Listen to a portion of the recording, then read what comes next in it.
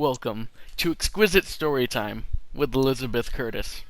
On this episode, The Sweet Apple Massacre wait, who the fuck is this by? Oh, well, fuck Anonymous. it. Enjoy. Big Macintosh surveyed the many apple trees that made up Sweet Apple Acres. It was nearly apple buck season once again, and it looked as though they would be having a bumper harvest this year. He nodded, satisfied. His sister Applejack walked up beside him. "Woo, boy, howdy! I sure am glad you ain't injured this time, Big Macintosh," she said. "Why, there's even more apples on them trees than last year." "Yup," Big Macintosh replied, in his characteristic— God damn it! In his characteristic manner. "Them's a lot of apples." Applejack was silent for a moment, enjoying the feel of the slight breeze against her blonde mane. "Say, I don't suppose you've seen Apple Bloom anywhere, have you? Nope. I've been looking for her all day, and she ain't nowhere to be found." Big Macintosh shook his head. "Sorry, sis, I can't say I have." "Darn, that silly filly's probably gone off somewhere with her friend. Silly Philly, what the fuck? I just hope she ain't getting herself into any mischief, or else there'll be hay to pay."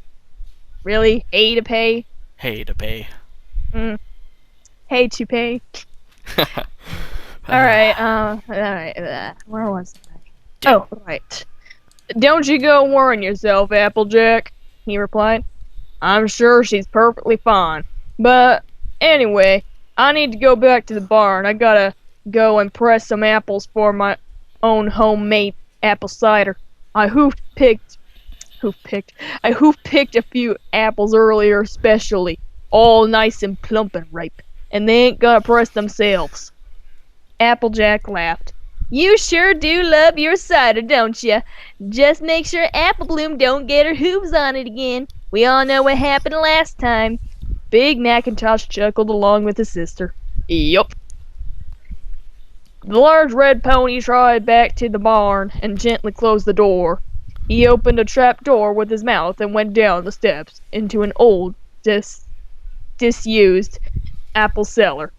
Usually it was filled with junk, scrap metal, old worn-out plows, old rope, and various other bits and bobs that outlived their usefulness. Bits Big are Mac- money in that little universe. Okay, So why does he have bits in an abandoned cellar? Whatever. Big Macintosh often came down here when he wanted to get away from the world, to withdraw for a little while for some peace and quiet. Today was different, however. The old rope at least had found a new use, because in the cellar space were Apple Bloom and her fellow cutie mark crusaders, Sweetie Belle and Scootaloo, bound and gagged, propped up against the wall. Three pairs of scared, round eyes looked up at Big Macintosh as he approached. "Now then, you three fillies," he said, as placid as ever. "Y'all need to learn a lesson. You need to learn not to mess around with Big Macintosh. All I want is some peace and quiet," he said, looking directly at Apple Bloom. The little red-haired filly cowered under his gaze. "All I want is a quiet life without all you cutie mark crusaders running around the place and making with the noise. When I'm finished with y'all, there gonna be no noise from you ever again." As Big Macintosh approached, Scootaloo flapped her wings, struggling to get out off the ground. Big Macintosh laughed and grabbed one of her wings. He twisted at first slow, watching the pain visibly grow in her eyes. But then she tore hard, smiling slightly when he heard the snap and the muffled whimper that came from Scootaloo. He then threw her to the ground. "Your wings are useless, you silly filly," he said pleasantly. He then went to a toolbox and took out a rusty knife with a jagged blade, and dropped it in front of the three fillies. "I'm gonna take off those gags now," he said. "The first one of you to scream gets their tongues cut out." He took off Sweetie Belle's gag first. She looked up at him with terror but managed to stay quiet. Next was Scootaloo. She let out a strangled whine and was breathing heavily. still in horrendous pain from her broken wing, but managed to resist the temptation. Finally, he removed the gag from his sister Apple Bloom. She stared at him with her large, round eyes filled with fear and incomprehension. This was Big Macintosh, after all. Her big brother, and is the gentlest of souls, wasn't he? Surely this was just a horrible joke. But she had seen what he had done to Scootaloo's wing, and it definitely was no joke. She took a deep breath. Applejack! Big Macintosh shoved his hoof in Apple Bloom's mouth, silencing her scream. He sighed and shook his head. I told you not to scream, Apple Bloom. You should have listened to your big brother. I'll scream again and again, and Applejack will hear, and... Apple Bloom said falteringly. You know, I kinda hope you do. After all, I ain't forgiven Applejack for that injury she gave me last Applebuck season. If you want Applejack to join y'all down here, scream away. I, for one, would welcome her company. But now, to business. Big Macintosh picked up the knife and loomed over the cowering Apple Bloom. He pinned her down with a powerful hoof and stuck the knife into Apple Bloom's mouth. Sweetie Belle vomited at the sight. The thick yellow chunks and acidic-smelling liquid splattered heavily on the floor. Scootaloo managed not to get sick, but rather gasped and sobbed and choked in panic. Big Macintosh forced open Apple Bloom's mouth and with some effort cut out her tongue. Apple Bloom tried to scream, but her mouth was too full of blood, so it was more of a muted gurgle. After a short while she collapsed, tears streaming from her eyes, falling unconscious from the shock and the pain. Big Macintosh then took the tongue and rolled it in the puddle of putrid vomit on the floor. He smiled at Scootaloo. You hungry? Scootaloo shook her head vigorously and cast him a defiant glare. If Rainbow Dash was here, she would kick the crap out of you! You maniac! Big Macintosh shrugged. Well, she ain't. Anyway, I wouldn't be so sure about that. Rainbow Dash ain't as tough as she likes to make it out. He shoved the vomit-covered tongue into Scootaloo's mouth. Oh, God. And used his hoof to clamp her mouth shut. Don't you go trying to spit it out now, he said calmly. With a little laugh, and the filly struggled and squirmed. Didn't your mother ever tell you how important it is to chew your food? Scootaloo closed her eyes and flapped her one good wing desperately, eventually swallowing Apple Bloom's tongue. Big Macintosh, still holding the writhing Scootaloo down with his strong hooves, then mounted the orange filly and slid his penis into her tight virgin pussy, raping her for several minutes while Sweetie Belle watched, trembling with revulsion. Apple Bloom was still out cold, blood pouring from her torn-out mouth. Cutie Mark Crusaders, rape victims, Big Macintosh said, with his tender mockery as he fucked Scootaloo, followed by a gentle chuckle. Guess y'all found your purpose in life now. Your special talent is getting raped. Yup. Eventually, he withdrew from Scootaloo and gripped her head tight and repeatedly punched her hard with a hoof in the face, causing her nose to shatter and splurt with blood. He scooped up some of the blood and some of Sweetie Belle's vomit with his tongue and held it in his mouth, so that it mixed with his saliva.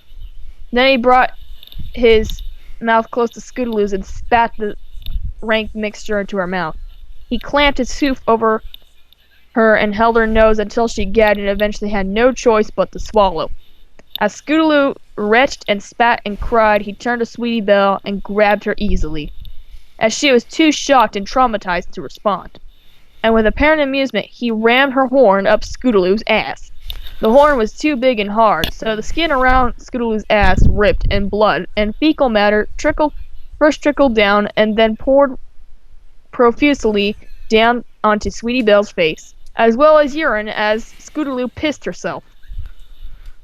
You keep doing that, Sweetie Belle, he said. The unicorn carried on, pushing her horn up Scootaloo's anus slowly but surely. Her normally well-groomed pink and purple mane was now stained a reddish brown, glistening with the wetness of piss and blood. If you stop, I'll come over there and get creative. I may seem a bit dense, but I'm actually quite a creative stallion, you know, Big Macintosh said, with a wink. Yup. He went to the apple bloom and penetrated his little sister's unconscious body with his hard cock, while he violated her, and another knife, this one sharp and shiny, and sliced open her flank, causing her glistening intestines to flop out wetly onto the floor. He glanced over and was pleased to see that Sweetie Belle was still using her uh, horn to anally penetrate Scootaloo, and her face was now completely covered in blood and feces and urine. He turned his attention back to Apple Bloom, and scooped up her crimson entrails and wrapped them around her neck. Still fucking the filly, and with his front hooves pulled and pulled until it was wrapped so tightly around Apple Bloom's neck that it broke her windpipe. She was now surely dead. You think? But Big Macintosh continued fucking her furiously until her body began to lose form and collapse into a quivering, amorphous mass of fur and blood and flesh. The perineum had fallen away, leaving a single red and raw gaping void. He carried on until he was fucking nothing but a single swollen and bloody orifice, and then discarded his baby sister's carcass as though she was nothing more than a rotten apple core. He then took the knife and grabbed Sweetie Belle and tossed her aside. He forced himself into Scootaloo's ruined ass, and then took the knife and cut from her ass in a sweeping motion up to her belly, and all her innards fell out. He then grabbed her head and twisted it and tore it clean off, using his immense strength, and fucked it in the mouth and then tossed it aside. He then had sex with her headless body, both in the vagina and the ass, until he got bored. Sweetie Belle was the last remaining cutie mark crusader. She was herself barely conscious, overcome with the nauseousness, stench of blood, shit, and piss that covered her horn and her face. Big Macintosh pinned Sweetie Belle down with his hoof and plunged the knife into her green eye and twisted, causing vitreous, however you pronounce that, vitreous fluid to dribble out onto the handle. At that, Sweetie Belle let out a throaty whine and involuntarily emptied her bowels, and the aroma of fresh urine and feces filled the apple cellar once again. He withdrew the knife and did the same to the other eye, each time holding her tight and sticking his hoof into her mouth to silence her agonized screams.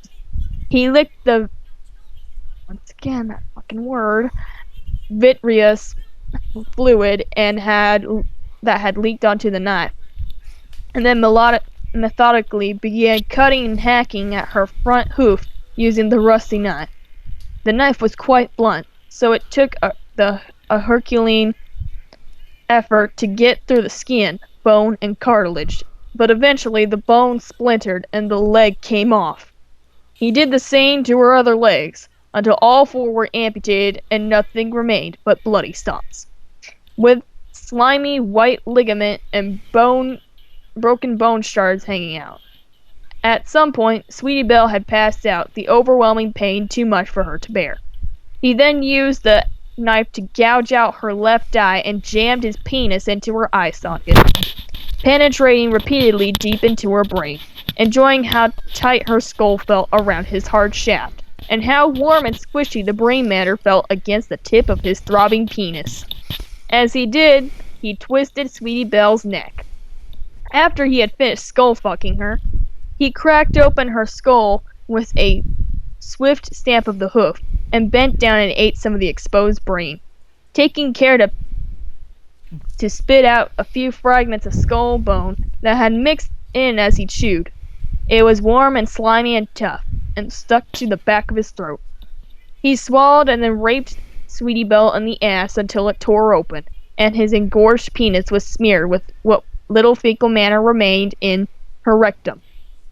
He took one of Sweetie Belle's detached legs and shoved it up inside her ass.